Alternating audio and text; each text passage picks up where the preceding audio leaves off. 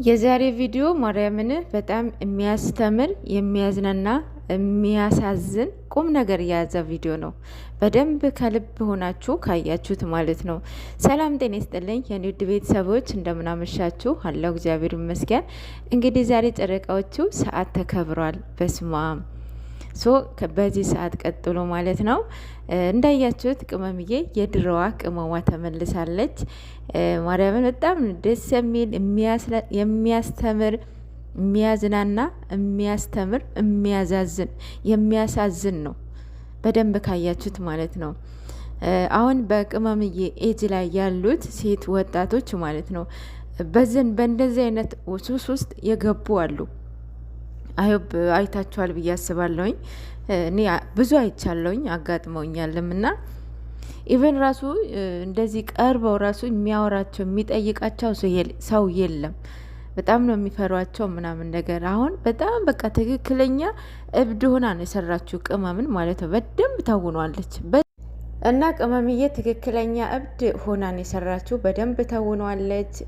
እንዳያችሁት አክቶቿ፣ አክሰንቶቿ ኤቭሪቲንጉ ማለት ነው ትክክለኛ ሆናን የሰራችው ማለት ነው። የብሩኬ መልእክት ደግሞ ምንድን ነው? ቅመሟ የእሷ ስለሆነች ብቻ አይደለም ማየት አለባችሁ።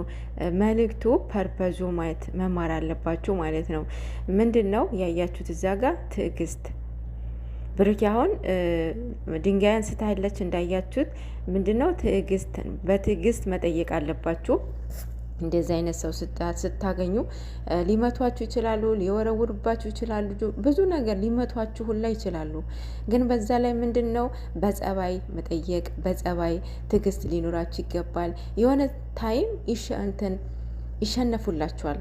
ሲሸነፉ በዛ ሰዓት ተጠቅማችሁ ጸበል እንዲገቡ ማድረግ አለባችሁ ብዬ አስባለሁኝ። እኔ በአባቶቼ ይህንን ተምሬያለሁ ማለት ነው። ስደት ብዙ ነገር አስተምሮናል፣ እግዚአብሔር ይመስገን።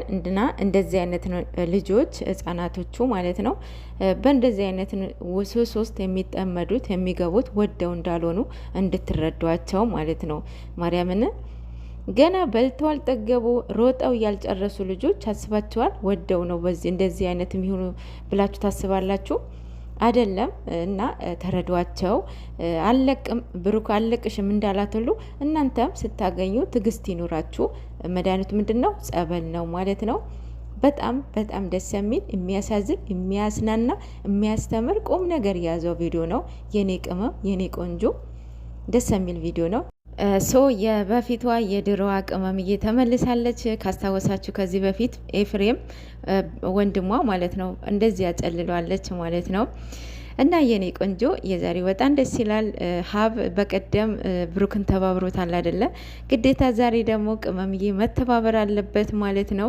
ያ ማለት ብሩክን ፕራንክ ያደርጋችሁ ማለት አይደለም። ባላሰባችሁበት መንገድ ነው የሚመጣባችሁ።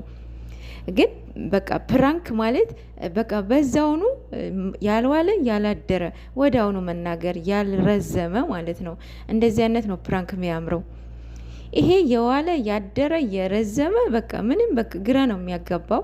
ወይ ድራማ ይባል ወይ ፊልም ይባል ርዕስ ይሰጣል አይደለ?